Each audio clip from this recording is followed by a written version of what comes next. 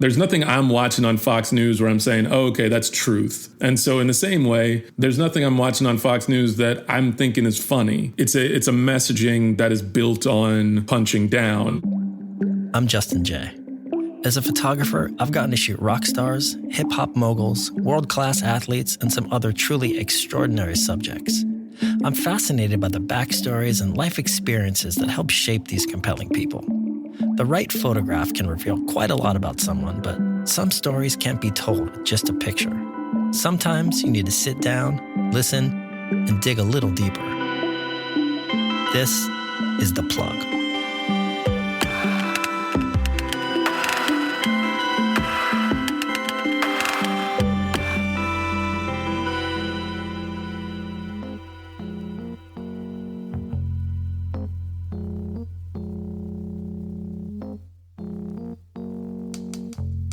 Since the late 1960s, music has undoubtedly lost its position as the dominant pop culture medium to inspire social change.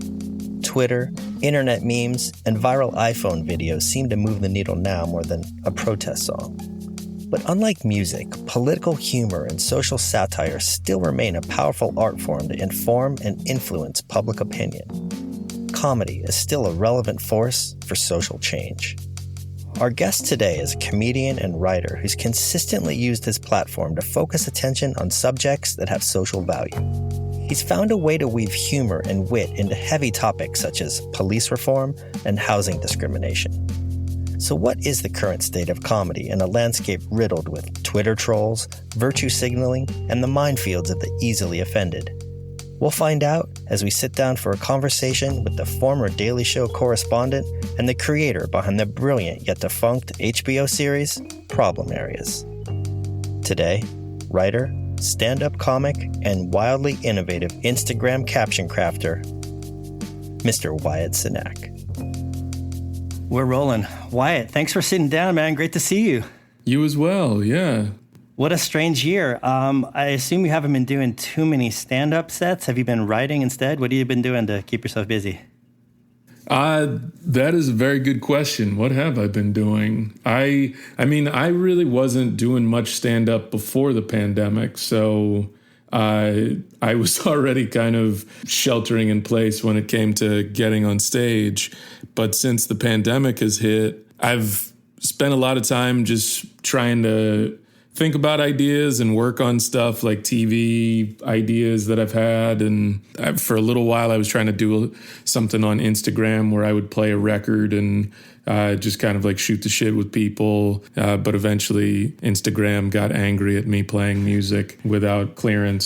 So I stopped doing that. But yeah, it's just kind of trying to find my way through this time like everybody else. I love your captions on Instagram. I think you've really used the medium effectively to still convey comedy, but under a kind of platform that's basically designed for still photography. I really enjoyed them. Oh, thank you very much. Yeah, it's an interesting platform because in this weird way, I feel like it's democratizing photography in a strange way where you have really talented photographers who are posting things, and then you have somebody saw a piece of poop on the subway and they're taking a photo of that. And the context is right next to each other. So it's a strange challenge. Yeah, it feels like a very strange thing of like if you went into a museum and here on one wall they actually had some really well-respected artist painting, and then next to it was just some 5-year-old's drawing. And are these things the same? Do they bring the same joy? I don't know. I mean, it's interesting. I think the problem with that is that once the public is not able to tell the difference, then it becomes a moot question. That's the problem. Yeah. Yeah. No, that's true. I feel like I remember going to see Kara Walker had done an exhibit in Williamsburg, and it was called A Subtlety, and it was this giant sphinx made of sugar. And the sphinx itself looked like a black woman who had worked on a sugar plantation. And what was fascinating going to see this was you saw all these other people who were there taking photos, and some of them were taking photos of themselves with it in the background.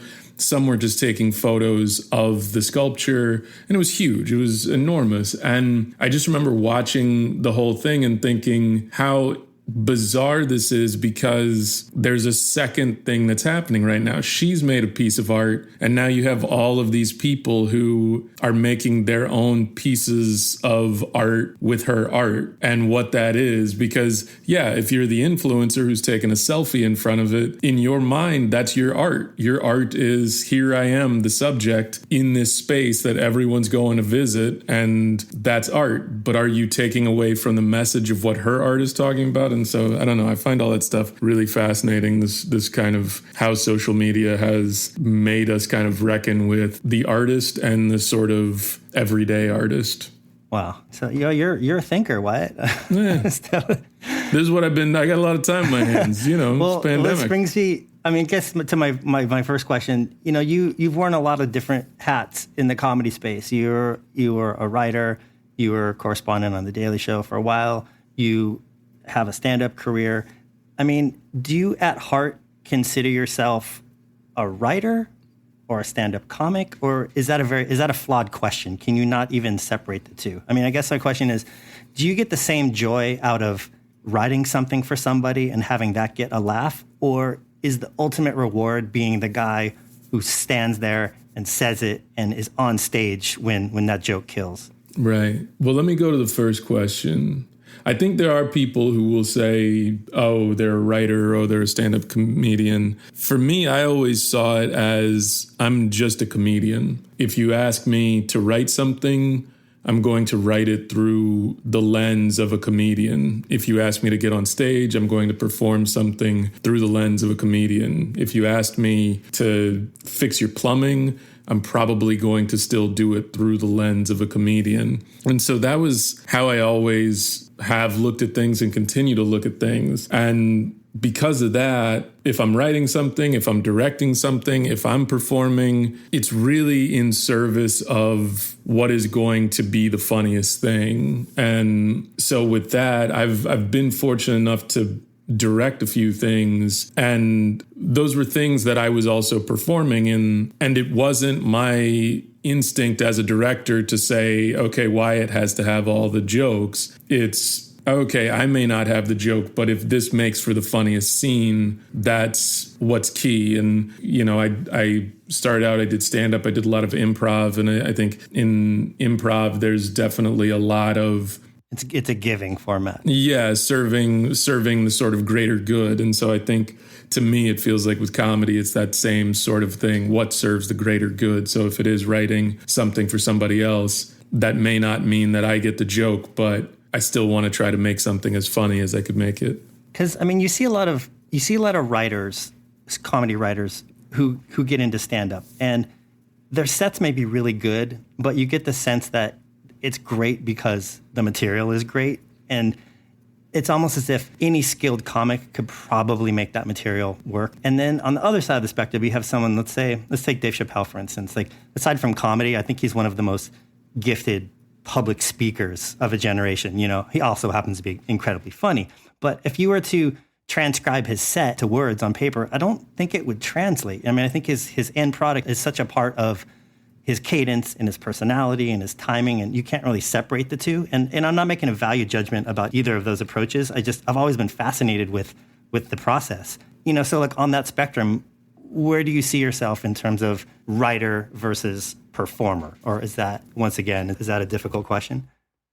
That's maybe a tough question, because I see the two as intertwined for me. I was always wanting to both perform and knew that to do it, I would have to write my own stuff. I didn't come up thinking that anybody was going to be thinking about writing something with me in mind. So it always felt like, okay, you need to write stuff. But even as a kid, I'd admired a lot of stand-up comedians, and I admired seeing performers who were writers, who wrote their material. To your point about that idea of somebody being perhaps a great joke writer versus a joke teller, but also how material is so sort of unique to the performer doing it. There's a video, I'm sure it's still on the internet, it's from years ago, but there was a a charity event, like a televised charity thing that Chris Rock and Stephen Wright did a bit. And the bit they did was they swapped each other's stand-up sets. And it's a fascinating thing to watch because it goes to your point as far as each of them have such specific voices. And I think for any performer who's writing, your voice comes out in what you do. And what's interesting and what was interesting in that video is to see them now with each other's material trying to make it make sense in their voice. And that's really interesting. It's almost more funny to see the execution of it and the exercise of it than it is to really get in and dissect, like, oh, did this person, nail this joke, or were they funnier with, was Chris Rock funnier with Stephen Wright's material, or was Stephen Wright's funnier with Chris Rock's material? It feels like, oh no, what's interesting is you see just how unique their particular voices are. What can you pinpoint an era or maybe even a couple of comics where there was a transformation of people writing their own material and when that became really important? Because that's such a part of comedy now, to the extent where, people accuse others of joke theft and it's so much about writing your own material. But, it wasn't always that way, in the same sense that musicians had songwriters. There's, Tin Pan Alley wrote songs, and then eventually, the Beatles and, right. Carole King. And then there was like kind of a sea change in music. Did that happen roughly around the same time with comedy? That's a question I don't know the answer to. I mean, what I would say today, though, is that there are still writers writing for stand-ups on a regular basis. I think, especially for those stand-ups who are big enough and can afford it, they are paying multiple other comics who are coming up to write jokes for them. And, even in the world of stand-up, there is an element of it in the sort of social element where you watch somebody's set and you might say, oh, hey, here's a tag you might have thought of. And you're not asking for credit or money on something like that. That's just friendly, kind of like, oh, I saw this thing here. This might help you out. You left this tag on the table. Or yeah. I think a lot of times where sort of the conversations of joke theft come in, those come into those places where it wasn't a thing of, oh, someone sort of generously saying like, oh, hey, here's a tag. It's, oh, you just watched someone's set and you heard their joke and you ripped off their joke and you don't know who they are, but you're a big enough, or you think you're a big enough comic and that they're a small enough comic that you can get away with plagiarizing them and that this will not catch up in any way to you. Or the flip side of that, you're a comic who's working in such a small market where there's maybe not access to comics outside of your market that you can steal somebody's material, perform it, and nobody's going to know until they wind up like moving to LA and seeing that comic on stage.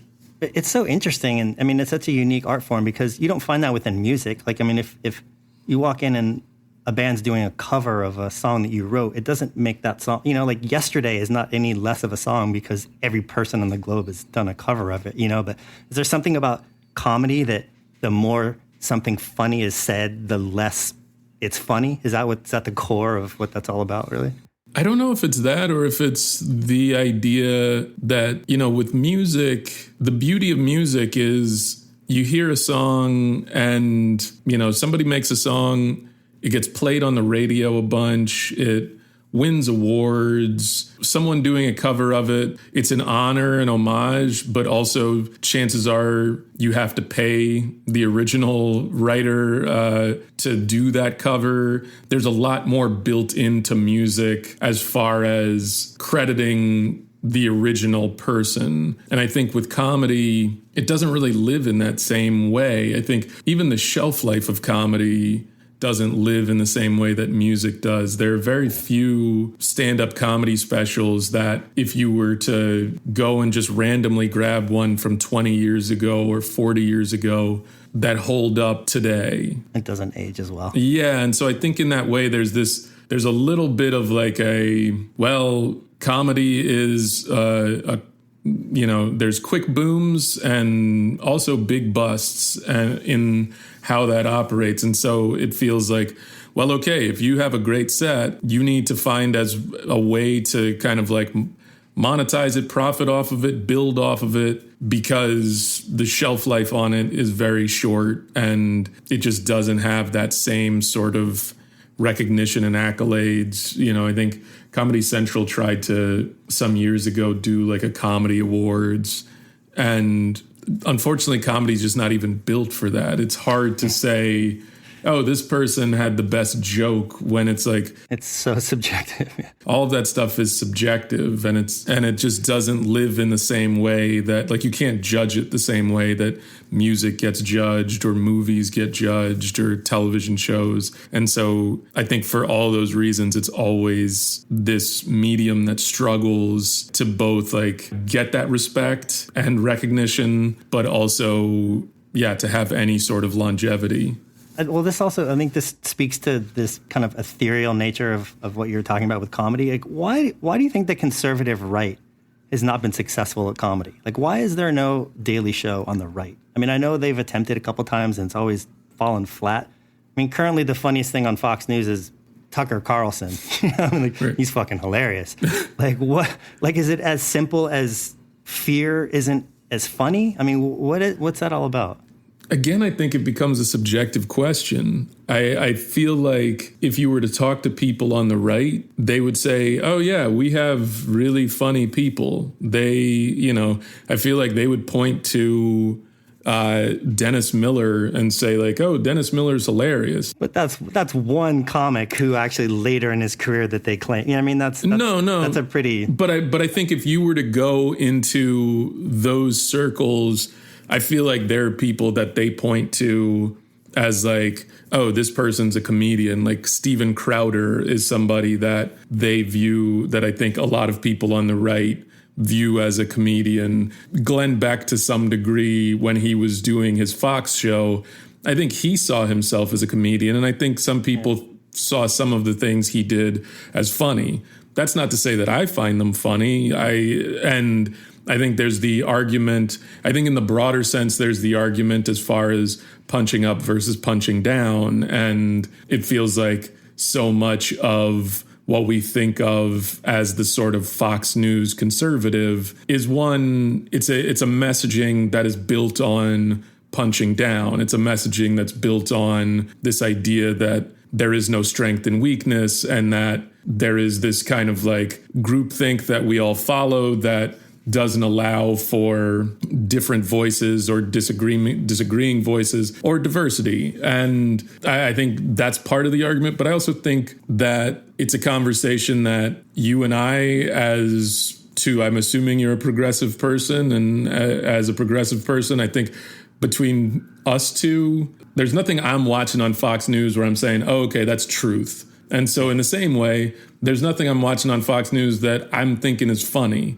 But when I see photos of things from like Trump rallies where you see people selling T-shirts with what they think are jokes, those are things I find offensive, but they think they're jokes. And they've chosen to live in a world where that's funny to them. And I don't like it, and I disagree with it. But in their mind, they live in a world where racism is funny. And so it's like, okay, yeah. I was reading something the other day where somebody had gone to like a gun show, and they were talking about, it was this writer, Michael Harriot, and he wrote this really powerful piece about guns and on this website, The Root.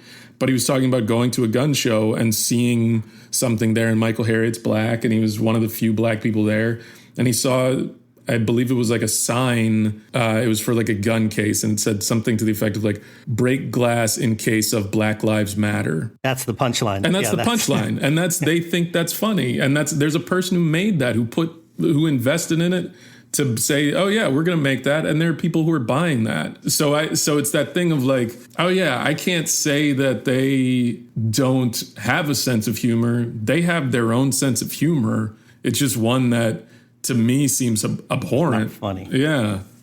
Well, I saw like on your Instagram, on your bio, it says, I created a late night show that now lives in the garage of the internet. Yes. I thought that was a really funny, but probably healthy and cathartic way of addressing something that I'm sure was really disappointing and difficult when the show got canceled. And like, I was a big fan of Problem Areas. And Thank you. And after the show went off, I read a lot of press about people kind of trying to do a postmortem of why the show didn't get the traction that it probably deserved.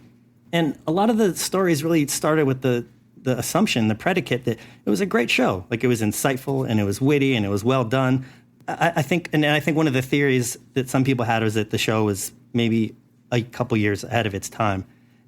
In light of what happened in the past year, like with BLM and Breonna Taylor and George Floyd, you did an entire series on police reform. Like, does that make you feel vindicated, or are you even more frustrated that you weren't able to continue with something that you thought was like really valuable to have on the air?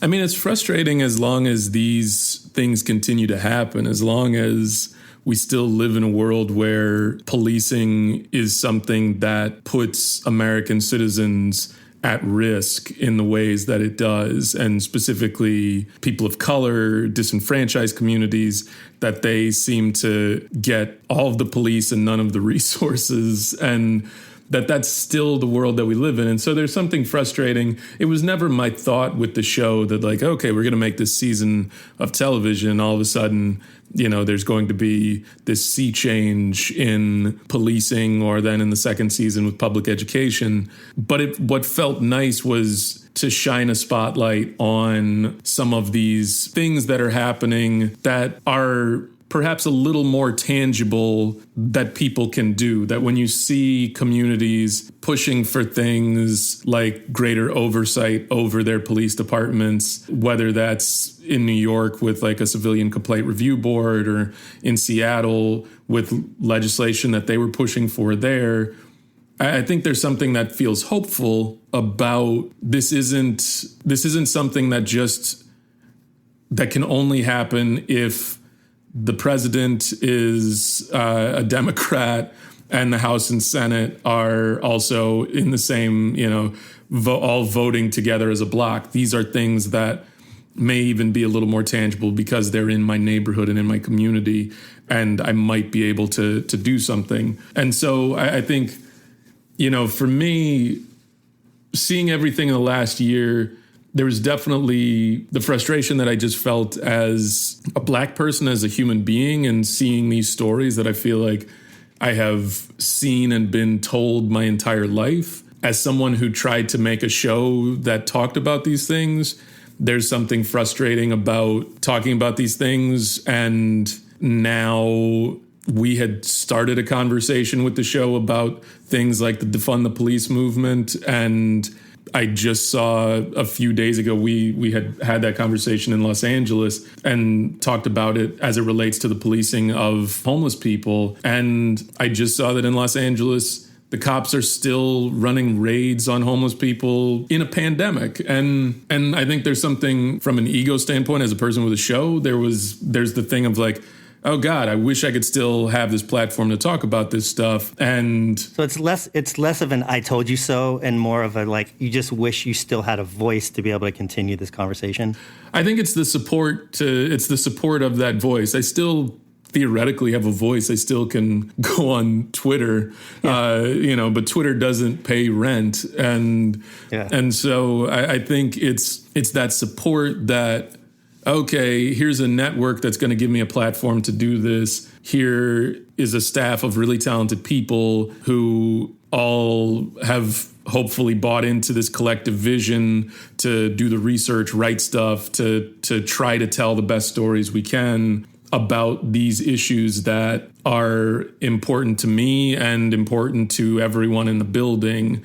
And so I think it's that more than it is and I told you so, because, again, at the end of the day... What's that good for? What's it good for? And it's not, I don't think... I'd be foolish to think that any of these shows have the ability to actually do anything more than entertain and inform. And it's the informing part that, like, okay, you maybe heard or saw something you hadn't heard or seen before, and that may cause you to do a little more research or to start a conversation with other people in your life. But any of that stuff that happens outside of me and outside of what we did. It's that then becomes, your actions become the pebble that becomes the snowball that becomes the avalanche. If anything, like a show just shows you that, like, hey, you're on a hill. Yeah. And if you want, there's a pebble there that you could roll.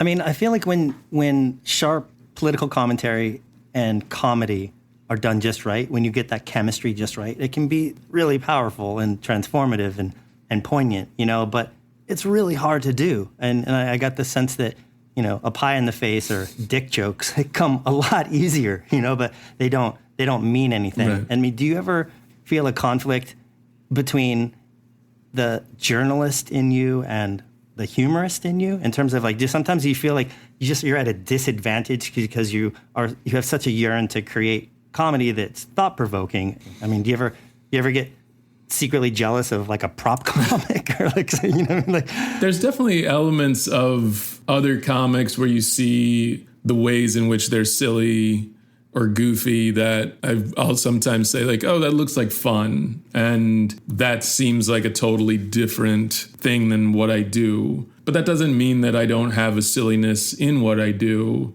I think of course. But trying to find the humor in a sardonic take on housing discrimination or police reform, like that's a much bigger challenge than just making people laugh. With a fart joke? Yeah.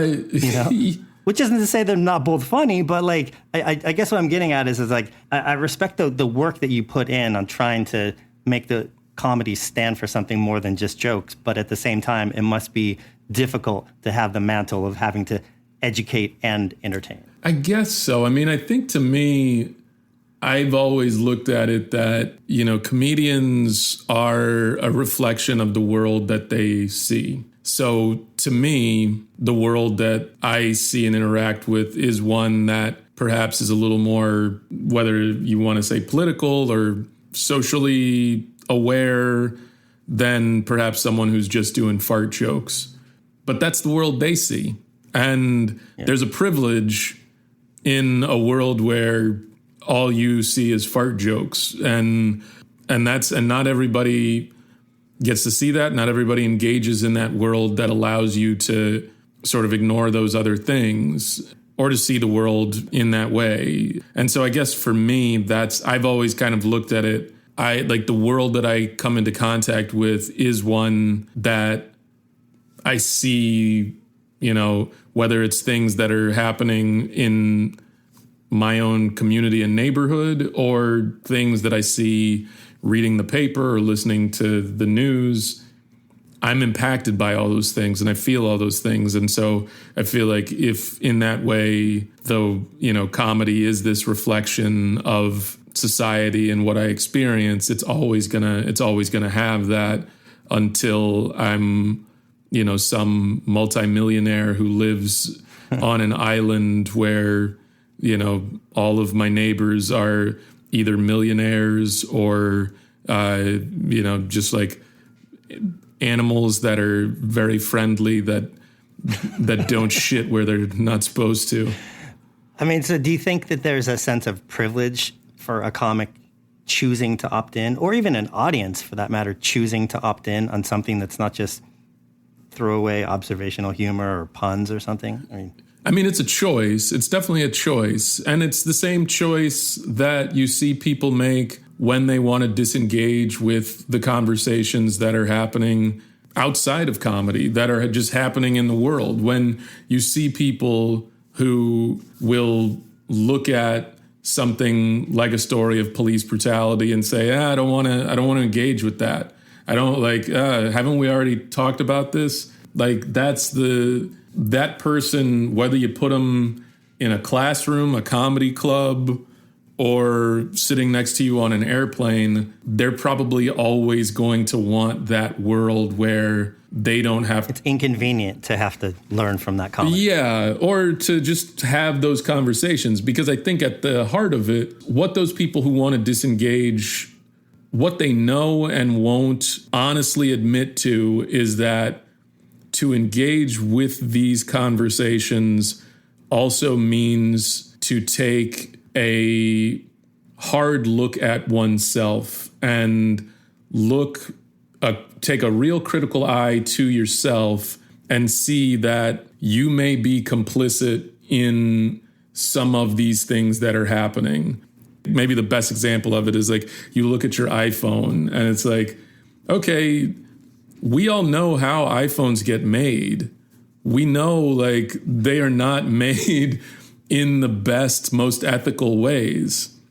And yet we continue to ignore that because we want all the things that the phone gives us. Yeah. I mean, they're not made by union white people in Wisconsin in 1965. No, not anymore. Not anymore. Steve Jobs tried that the first year and he was like, this is not making me any money. Well, looking back on problem areas, is there anything that you would have chosen to do differently? Like other than maybe being white? I wouldn't have chosen. I wouldn't have chosen that. I think it's. But I mean, that was one of the theories that I know was discussed. Right. There was this 2-season cap for political comics that happen to be black, or it's DL and Larry Wilmore. Right. I mean, do you think that was a real issue? Do you think that the show would have resonated more if it was coming from Neil Brennan instead? I don't know. I mean, I think it's a question worth asking. I think now seeing, Kamau Bell's show is, I think, on its maybe 5th season now, and Desus and Mero have found success on Showtime, and Amber Ruffin just got renewed on Peacock. The hope is that there is more space for these voices. But also, I think it's not just about the space. It's recognizing that the standard by which these shows are held to isn't always a standard that they can succeed in, because there are two things that work sometimes with shows when you have a host that's a person of color. One is you're held to a standard that is, okay, how do you fare against all the shows with white hosts? But then there's a second thing, which is we brought you into this network for diversity to also bring us a more diverse audience. So are you bringing us that audience as well? And are you bringing us enough of that audience? And what is the metric that we are sort of measuring that success by? And so you kind of find yourself in these two worlds where it's almost a strange kind of no-win situation sometimes. That is like, even if you brought a huge audience of color, if that audience isn't sticking around for the next show because they don't care about that next show, is the show a success by a network standard? Yeah. Because it's just like, well, you're really just bringing people in for this half an hour, but you're not keeping them here for whatever the show is afterwards. Again, I think when you see Desus and Mero, Trevor as well has done quite well for himself. Kamau, Amber Ruffin. I think it's when I think about Larry's show, or that paradigm has changed since then. I hope so. I mean, I think about Larry's show. I think about Robin Thede had a show on BET. I had my show. DL had his show. It did seem like there was a stretch where it was hard to get that support and to get people to say, okay, the metric for success is not, we're not going to hold you to this weird standard. We're just going to say, okay, do we like this show, and are we willing to give it the time that it needs to grow? To develop. Yeah. So, when you were a correspondent on The Daily Show, you had a pretty high-profile disagreement with Jon Stewart over a Herman Cain segment. And I know it was a long time ago. You've talked about it a ton. The only reason I bring it up is I think it's really relevant in today's context for two reasons. Like, one, Herman Cain recently passed away of COVID, which I thought really didn't get the proper context that it deserved, considering like how much of a kind of MAGA anti-masker he was.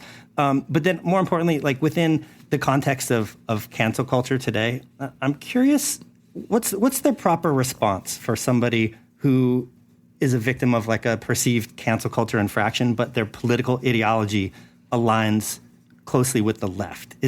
Should that be a kid glove situation because you take into consideration like all they've done and the entirety of their politics and what they've accomplished? Or do you think the left has a responsibility to lean in and set a higher standard? Because it seems like there's like a double standard in a way. If you look at you look at, Ted Cruz is not going anywhere, Right. and it seems like it's the far woke left eating the centrists, and the far right are laughing all the way to political office. Like Donald Trump was rewarded with the White House for it. What are your thoughts on that?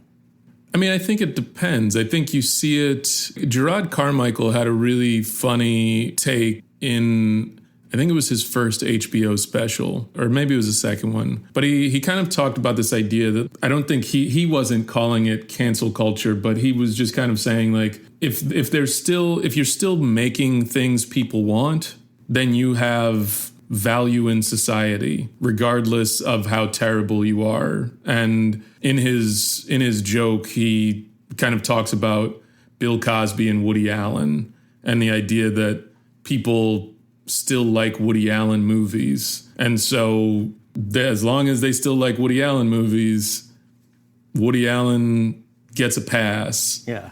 But Cosby stopped being interesting to people. And so it's easier to get rid of him in that way.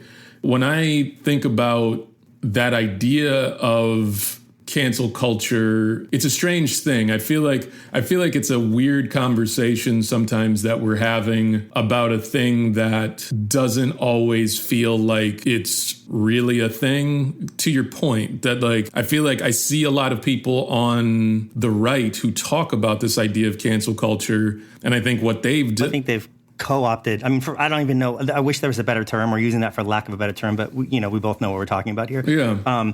But I mean, I came up with some interesting examples. Let's say like Jimmy Fallon in blackface, for instance. Like, was that a bad call? Absolutely. Was it tone deaf and poor taste? Absolutely. Offensive? Yeah, probably. But does that represent his politics? Like, absolutely not. And he caught a lot of flack for that, But he caught flack, but he's still working. Yeah. And so I think that's the thing, is that he's allowed a redemptive arc. When I think about my experience at The Daily Show and that Herman Cain thing, that wasn't about Herman Cain. That was about a particular impression that evokes a specific type of minstrelsy that existed where white people made fun of black people using very specific voices and mannerisms. And to continue to carry that forward, it's only just normalizing something. And so it was more about this normalization of something that's offensive. And I think that, but and correct me if I'm wrong, I would assume that in general, your political ideology and Jon Stewart's would be roughly aligned. Like you didn't have you clashed specifically on that issue. And I completely agree with you. I think you did the right thing there. But the point is, you weren't calling for the show to be canceled, or you weren't boycotting the show. You had an issue with him as man to man. And eventually you were able to squash that. And John, I think he learned something from it. And the point is, I don't think that happens as often these days. That's the problem. That's what I'm getting at. Right. Yeah, I mean, I don't know. That's not a fair statement? I mean, I can only speak to my experience. And so I don't know, in terms of that idea that people get to learn things and grow, I don't know if John learned anything. No? I don't know if I'm he. taking that at face value. Yeah, I honestly don't know.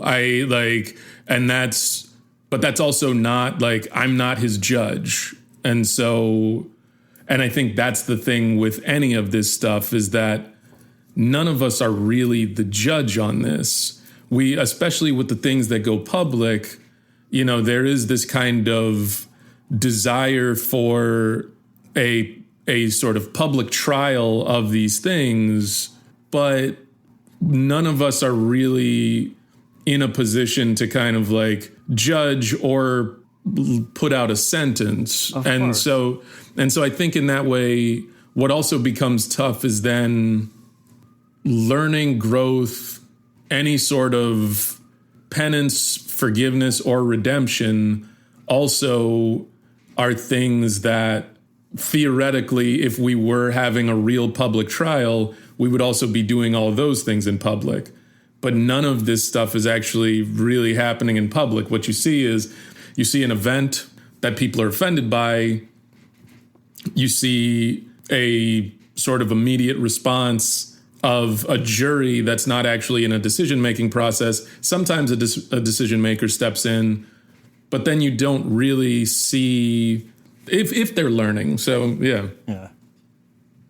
I mean, I guess on a similar theme within the world of comedy, have you noticed, I mean, this has been a pretty strange year for comedy, but, COVID aside, did you notice a lot of comics in the community self-censoring their material because of audiences that were too woke? It seems like a lot of audiences have conflated being offended with being righteous, and that would be a really dangerous and frustrating environment to have to do stand-up comedy and take risks. Like, have you had any blowback from anything you've ever said on stage? I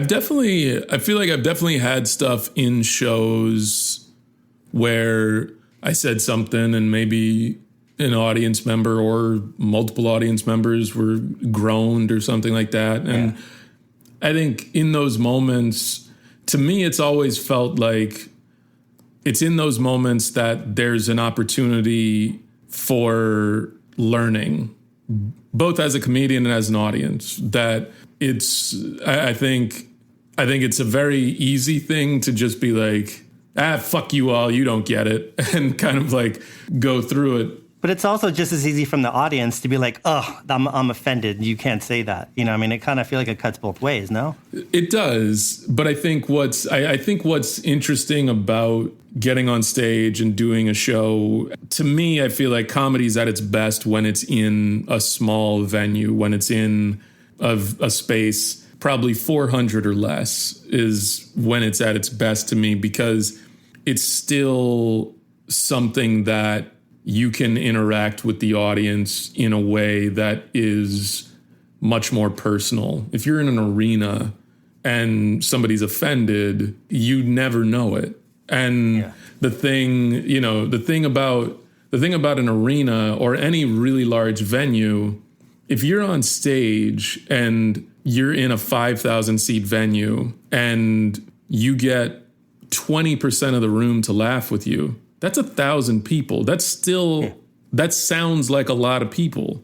And I've been to shows. I remember sitting in the audience at, I saw Seinfeld. This was years ago. And I went to San Diego to see him perform. And he was in like a 5,000 seat theater. And I remember him telling a joke, and it sounded like huge laughter. But I looked around everywhere, like everyone's sitting around me, and nobody was laughing. But on stage, it seems like it kills because it's still 1,000 people.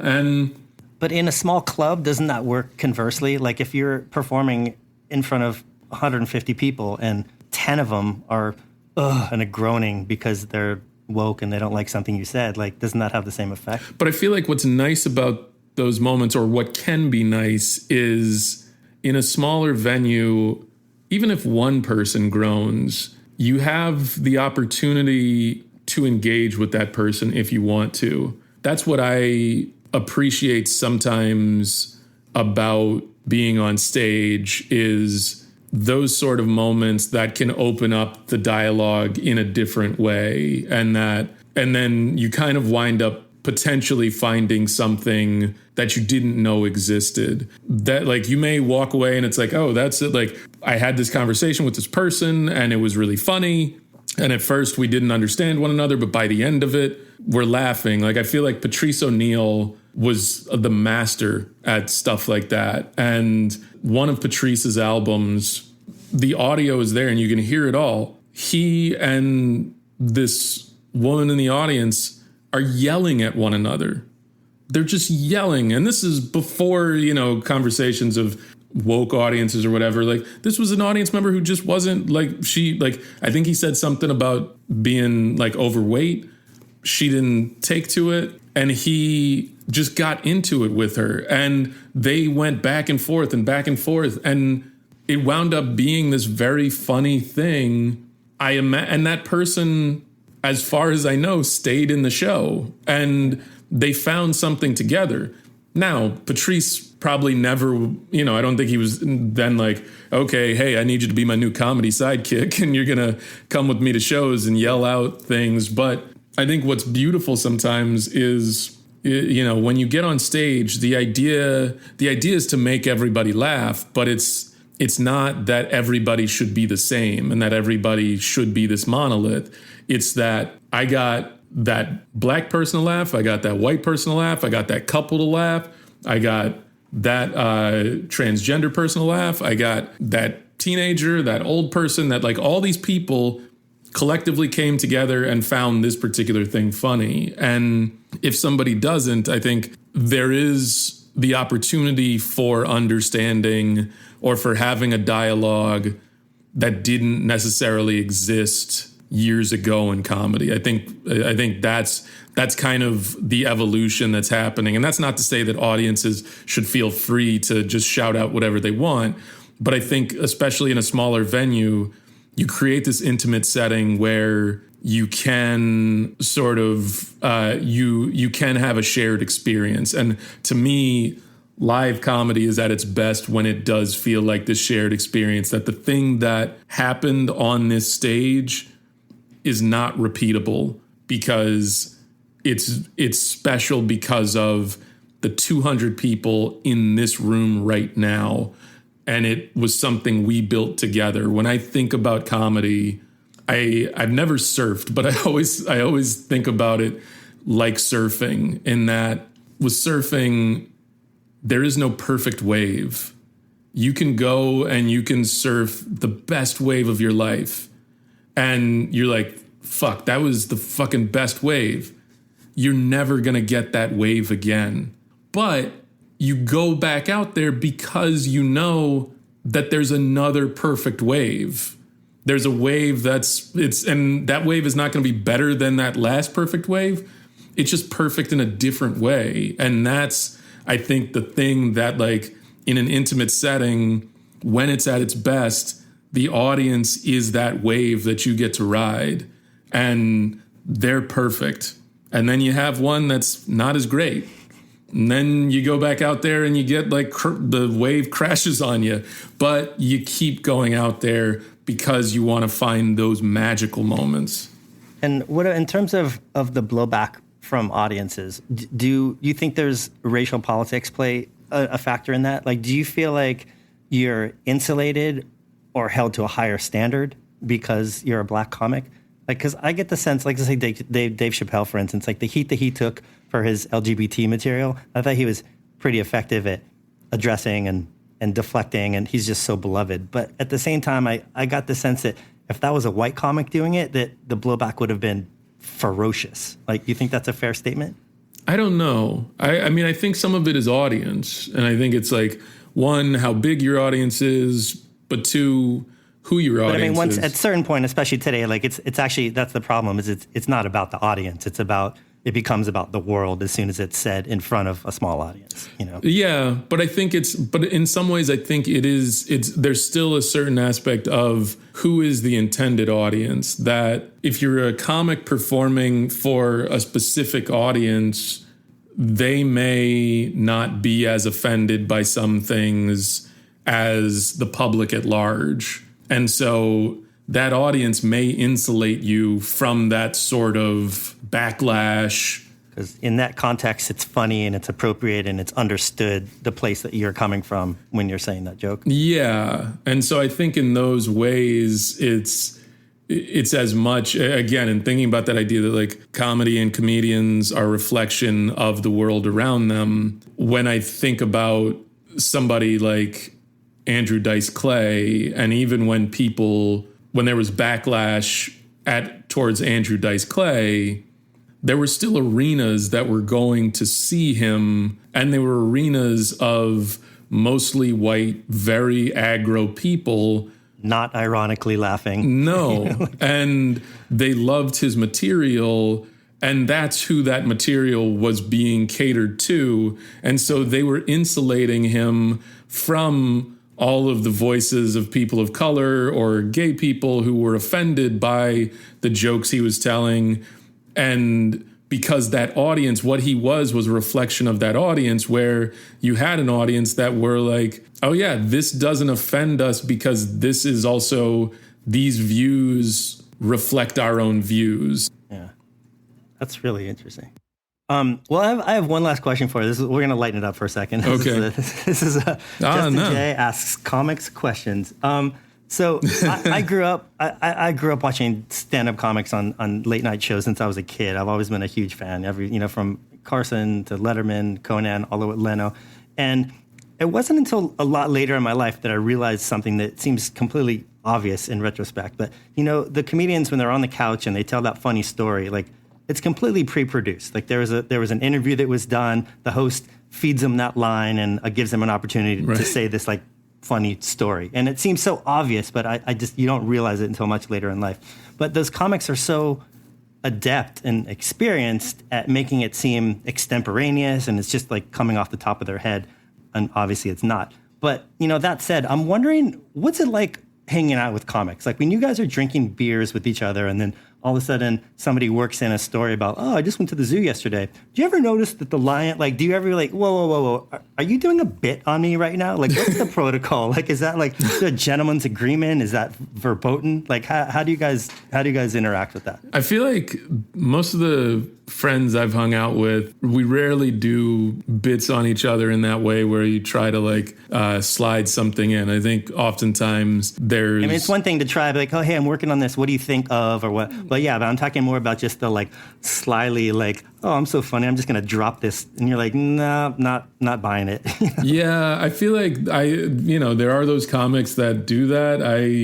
I maybe have been fortunate that I don't hang out with many of those and try to avoid those comics. So for me, yeah, I try to steer clear of that. But yeah, I mean, I feel like even when I was coming up, the comics that I knew, so much of the conversations were conversations of like, hey, I'm working on this thing. What do you think about this or that? Yeah. And more often than not, somebody might tell a story, and they might tell a story in a funny way, and you might say, oh, you should talk about that on stage. Or it's like an organic way of like having a bit come about rather than... Organic, but I also think supportive. I think that when I hear people talk about the comedy scene of like the 70s and 80s and early 90s, that kind of like comedy boom time, I feel like a lot of the conversation around it was that it was hyper competitive and that there was this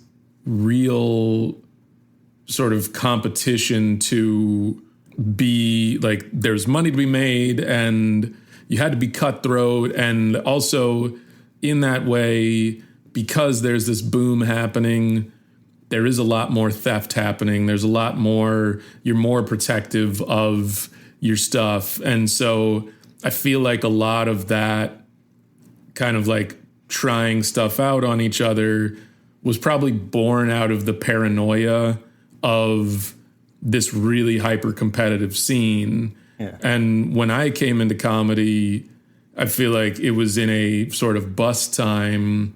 And so it was, I think, a little more supportive because there was this thing of like, oh yeah, a sense of camaraderie, because it's like, oh, we're in this thing that is languishing right now and we all have to stick together. Yeah, and that it was a little bit more, we're not, the days of somebody doing the Tonight Show and getting a sitcom are gone. And so we've all chosen to walk into something that we're going to have jobs, and we're gonna have to, it's probably gonna take us all a while. And so I think in that way, maybe because of that, it became supportive in this way that allowed for comics to want to help each other and be more open with one another.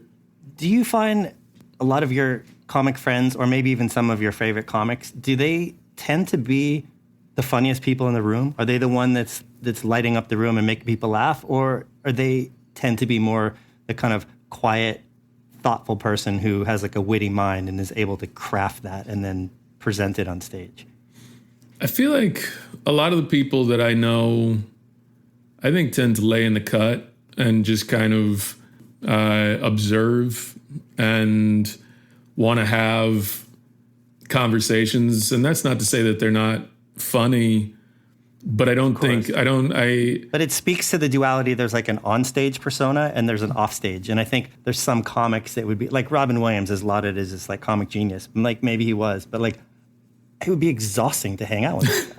You know? Yeah, no, there are definitely those people that are probably more on than they are off. But I think you see that in like actors and musicians, and there are just those people who want attention, and getting on stage was just one way of doing it, but they are chasing some kind of a dragon that is just like hole or something. Yeah, that's just like, okay, I just need attention. I need all eyes on me at all times. And I think you find those people, you do find them in comedy. I think you find them in all kinds of all walks of life. But yeah, I feel like in my experience, when I'm around those people, I tend to look for the door when I can. Well, we always like to end this show by giving the guests an opportunity to plug something other than themselves that they feel hasn't gotten a lot of attention lately, whether it's like a book or a movie or a comic or a cause. Like, is there something you want to give some shine to that you can kind of want to pay it forward and bring some attention to? Sure. We were talking about late night shows earlier, and I mentioned Amber Ruffin's show, and I think it's a really funny show. It is, when I think about what I loved as a kid watching Conan and just how smart and silly and fun it could be. Amber's show, in a similar way, like takes me back to that teenage feeling of like, oh wow, comedy seems like such a fun thing, and I would love to do that. And so I will pay it forward to Amber, I think. Amazing. Where can we find her show? What network? Her show is on Peacock, the NBC streaming service, and then they air it on Fridays on NBC in the late night spot. But yeah, the Amber Ruffin show. No, that's terrific. That's exactly what we love. I wasn't familiar with that, and it's on my radar, and I will definitely check that out. Wyatt Cenac, thank you so much for sitting down, man. I feel like we got into some deep stuff, but I appreciate your honesty and your perspective, and I dig what you do. I'm really excited to see what you have up your sleeve. So thank you. I am too. Hopefully our paths will cross soon, and all the best to you, man. Oh yeah, for sure. Thanks for asking me. Talk to you soon. Take care. All right. Thanks for listening, and a huge thanks to today's guest for dropping in. If you enjoyed this episode, do us a favor and take a minute to rate, review, follow, or subscribe. This episode of The Plug was executive produced by Ryan Bucci and Peter Buckingham. Theme music by Andrew Van Weingarten and Dan Drohan, with sound design by Brad Worrell at Soundwag. Thanks again, and be sure to tune in for future conversations.